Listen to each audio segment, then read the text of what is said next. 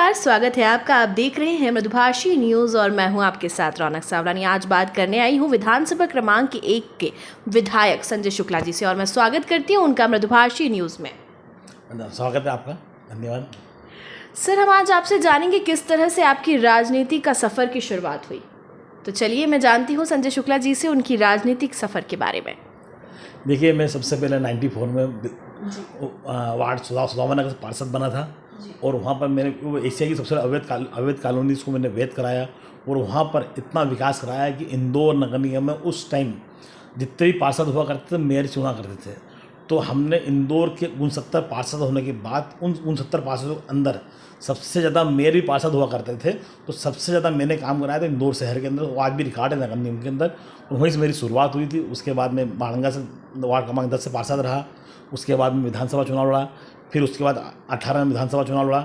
इससे अनेक कांग्रेस के लिए मैंने काम कराया और 18 में चुनाव जीत के मैं लोगों की सेवा कर रहा हूँ।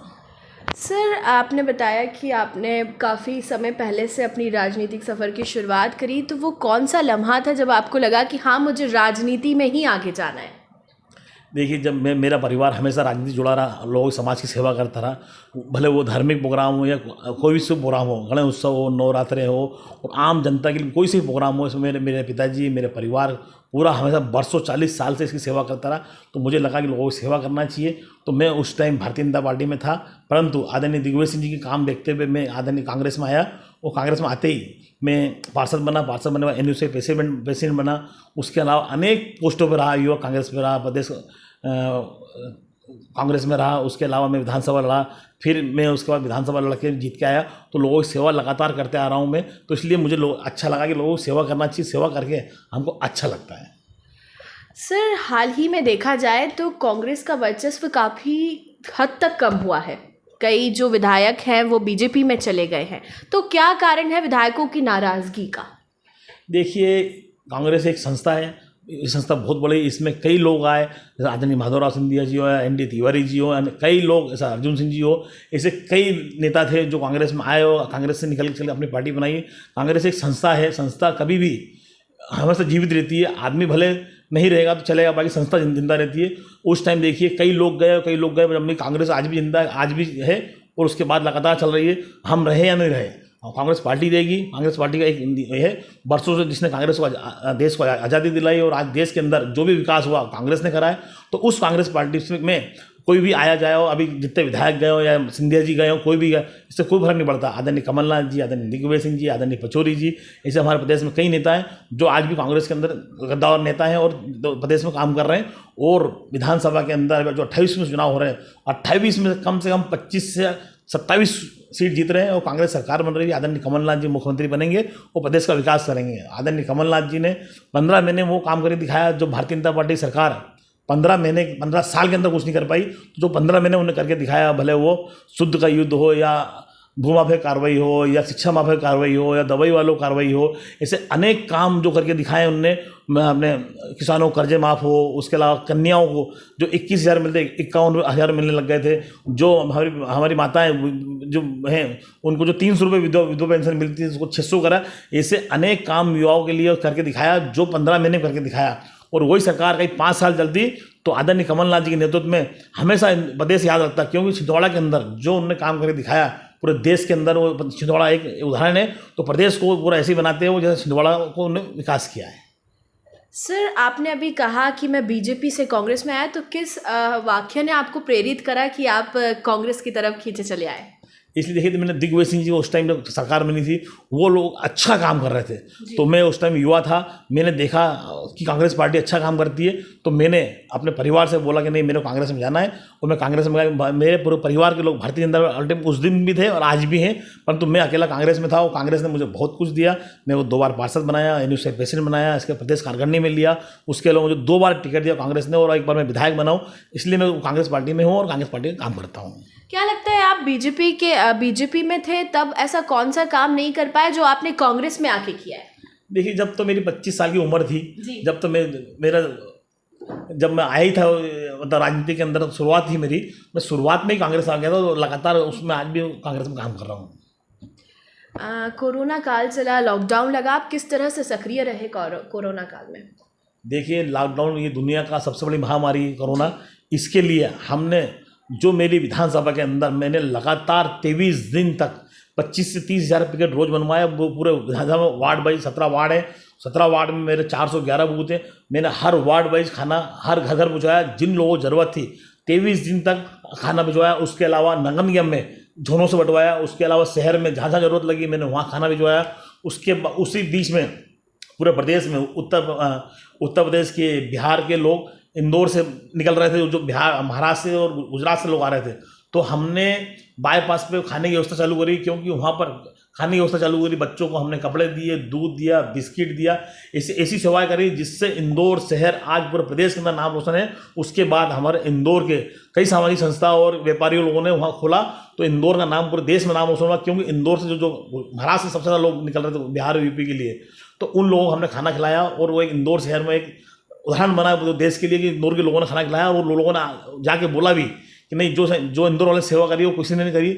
उसके बाद मैंने राशन की व्यवस्था वार्ड वाइज घर घर बांटा, भले किराएदार हो या मकान मालिक हो या भारतीय जनता पार्टी को या कांग्रेस का हो या संघ का हो, कोई सी भी पार्टी का नहीं देखा। हमने हर घर को अनाज दिया, भले 10 किराएदार हो या 25 किराएदार हो। क्योंकि मेरी विधानसभा के अंदर गरीब परिवार के लोग हैं, मजदूर परिवार के लोग हैं, वहाँ एक एक कमरे के अंदर लोग रहते हैं, 4-4, 5-5 लोग रहते हैं, परंतु हमने किसी को मना नहीं करा। एक एक घर में दिया। इंदौर शहर में नहीं, पूरे प्रदेश में उदाहरण है कि किसी ने एक एक घर अनाज बांटा। मैंने 1 लाख अनाज के पैकेट बांटे। वो एक इंदौर शहर नहीं, पूरे प्रदेश में उदाहरण है कि इतनी मैंने सेवा करी। और सबसे बड़ी बात है, लॉकडाउन के अंदर मैं अपने घर में नहीं बैठा। आप लोग मीडिया के माध्यम से आप लोग भी जानते हैं कि मैंने एक एक घर लगातार 5-5, 6-6 घंटे रोज पैदल घूम के हर वार्ड में मैंने राशन बंटवाया है। मैंने काफ़ी प्रशंसनीय कार्य आपने किया है सर। जैसे कि लॉकडाउन में आगे संक्रमण पर नियंत्रण पाने के लिए क्या योजनाएं हैं? देखिए, कोरोना की महामारी है। कोरोना के अंदर कोई दवा का इलाज नहीं, कुछ नहीं है। इसमें सबसे पहला एक ही है कि आप सोशल डिस्टेंसिंग का पालन करें और घर में रहें। बहुत ज़रूरी हो तो घर से बाहर निकलें। देखिए, आज देश के अंदर जो कोरोना का वापस आगे बढ़ रहा है, तो मैं सबसे निवेदन करना चाहूँगा कि बहुत ज़रूरी हो तो घर से निकले और सामाजिक कार्यक्रम में ना जाएं, मंदिरों में ना जाएं, और ऐसा हो भीड़ ना लगाएं, कोई ऐसा प्रोग्राम ना करें जिससे आम लोगों को तकलीफ हो। क्योंकि देखिए, आप बीमार पड़ते हैं तो आपका परिवार बीमार पड़ता है, और परिवार बीमार पड़ेगा तो परिवार से जो पड़ोसी है, पड़ोसी के अलावा 1 से 10, 10 से 100, 100 से 1000 होंगे। तो मैं आप लोगों से निवेदन करना चाहता हूँ, इसका कोई इलाज नहीं है, इसकी कोई दवा नहीं है। जब तक इसका वैक्सीन नहीं बनता है, तो मैं आपसे चाहता हूँ बहुत ज़रूरी हो अपने काम पर जाएँ, और बहुत ज़रूरी हो तो घर से निकले, फालतू ना घूमें, और रात को अपने घर में रहें। और दिन में भी अपने जितने बच्चे, छोटे बच्चे हो, हमारे बुजुर्ग हैं, उनकी सेवा करें, उनको बिल्कुल घर में रखें। मेरा आपसे सबसे निवेदन है, क्योंकि इस महामारी से बचने का एक ही उदाहरण है। वैसे उपचुनाव आने वाले हैं, कांग्रेस की किस प्रकार की तैयारियां चल रही हैं? कांग्रेस की आदरणीय कमलनाथ जी, आदरणीय पचौरी जी, आदरणीय दिग्विजय सिंह जी, लगातार उन लोगों ने सर्वे कराया। हमने हमारे कैंडिडेट घोषणा कर दिए। अभी भारतीय जनता पार्टी के कोई भी कैंडिडेट घोषणा नहीं हुए। हमने हमारी बूथ वाइज तैयारी कर ली, हमने पेज प्रभारी बना लिए, हर जगह इंचार्ज बन गए।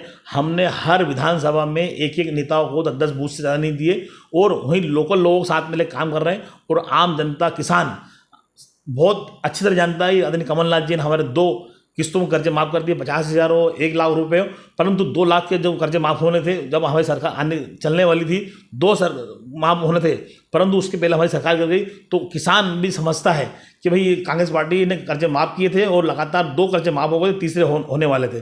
तो जिनके माफ़ हो गए वो भी हमको वोट देंगे, और जिनके माफ़ नहीं हुए इसलिए वोट देंगे कि सरकार वापस आएगी तो 2 लाख के जो कर्जे माफ़ होने वाले वो माफ़ होंगे। उसके अलावा जो किसानों की दिक्कत थी वो हमने दूर करी, और ऐसे अनेक योजना थी जो किसानों को दिक्कत थी, वो किसान ही अभी जो 28 सीट के जो चुनाव होने जा रहे हैं उसमें से 90% वो ग्रामीण सीट है। और ग्रामीण के अंदर आम आदमी चाहता है कि कांग्रेस सरकार बने, क्योंकि हमने कांग्रेस पार्टी को चुना था पूरे प्रदेश के लोगों ने कि कांग्रेस की पार्टी बनेगी, परंतु भारतीय जनता पार्टी ने नोटों से सरकार गिरा दी।